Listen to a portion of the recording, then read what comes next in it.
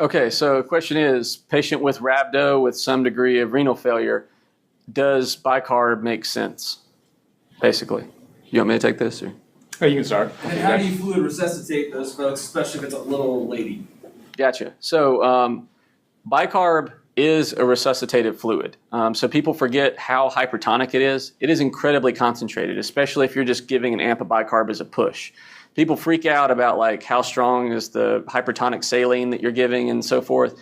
Bicarb is nearly that strong. Okay, so if you think about like the number of mLs of normal saline that you'd have to match 1 amp of bicarb, is a significant sodium load with that, a significant one. So you are fluid resuscitating people with hypertonic fluids if you're giving them bicarb. So that is a valid way to address it. I think that the much more rational approach for people with rhabdo is just giving them a buttload of crystalloid. So lots and lots of things like normal saline, LR, that sort of thing makes a lot more sense. I'd normally reach for normal saline for these folks, but you could possibly justify LR as well. You just have to give a lot of fluids. And if they're taking the fluids well, that's safe, and just watch them trend down. Are you wrong in starting a bicarb drip? Not really, but I don't think that the evidence has really shown that that's a required part.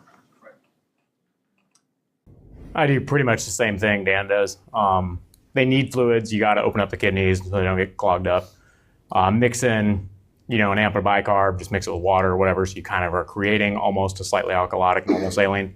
Also not a bad thing. I'm not against it. If you came up to me and was like, hey, I want to do this, that's fine. I think it's safe. I don't know, it's a huge benefit over normal saline. So kind of either one I think will do fine. You just need to make sure the patient's getting fluids in a lot of them. On a related thing, if you ever ask for a bicarb drip from pharmacy, get ready to wait an hour or two. Do you guys know how to make your own dirty bicarb drip? And put the bicarb and put into the like a water, D5?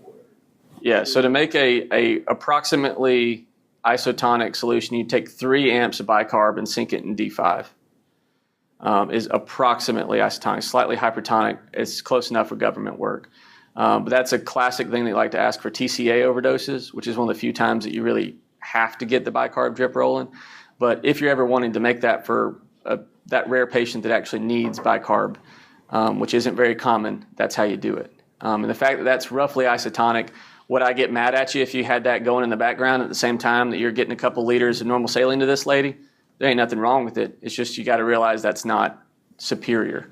It's just kind of equivocal. So if you want to get fancy, go for it. But it's not really panned out as a required aspect.